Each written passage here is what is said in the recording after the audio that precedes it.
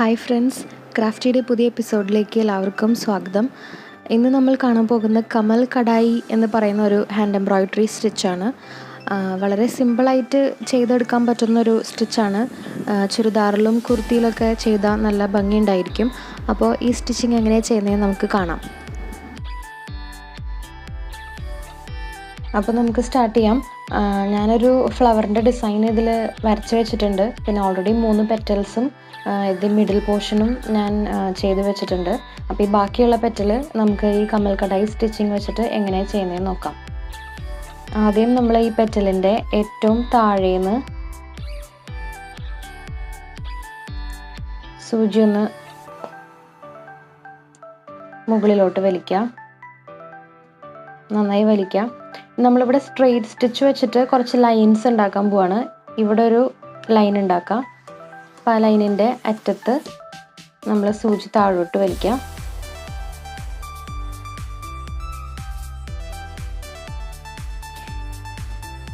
നമ്മൾ ഈ പോയിന്റിൽ നിന്ന് സൂചി മുകളിലോട്ട് വലിക്കുക.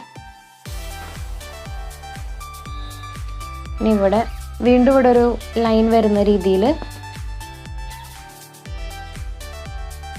അങ്ങനെ കൊടുക്കാം.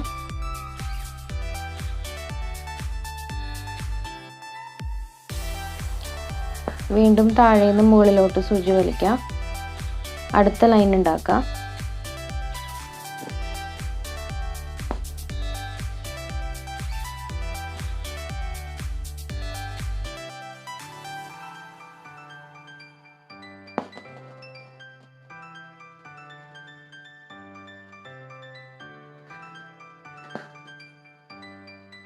അടുത്ത ലൈൻ ചെയ്തു.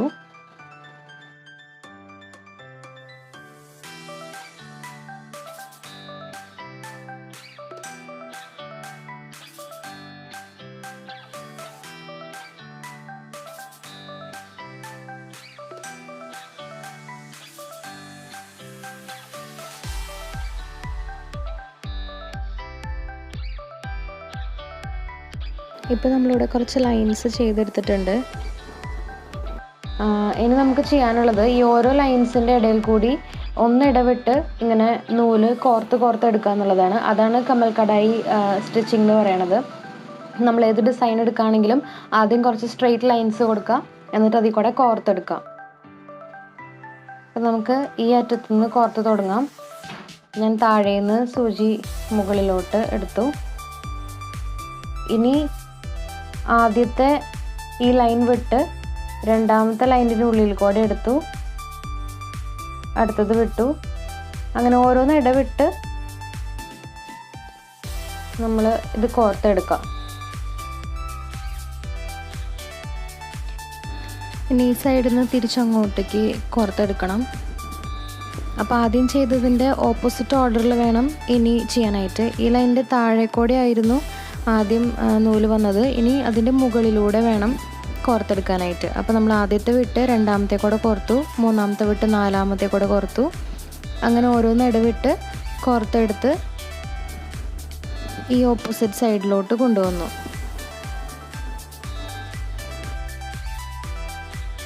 നന്നായി അടുപ്പിച്ച് കൊടുക്കാം.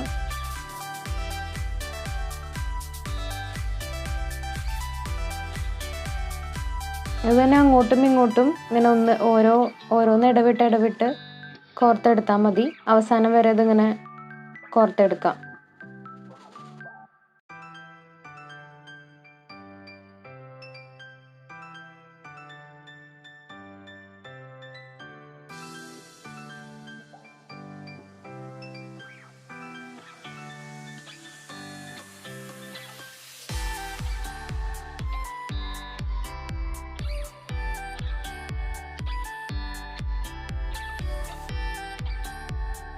സ്റ്റിച്ച് കഴിയുമ്പോൾ സൂചി താഴോട്ട് കൊടുത്ത് ഒരു ചെറിയ കെട്ടിട്ടിട്ട് ബാക്കി നൂല് കട്ട് ചെയ്ത് മാറ്റാം.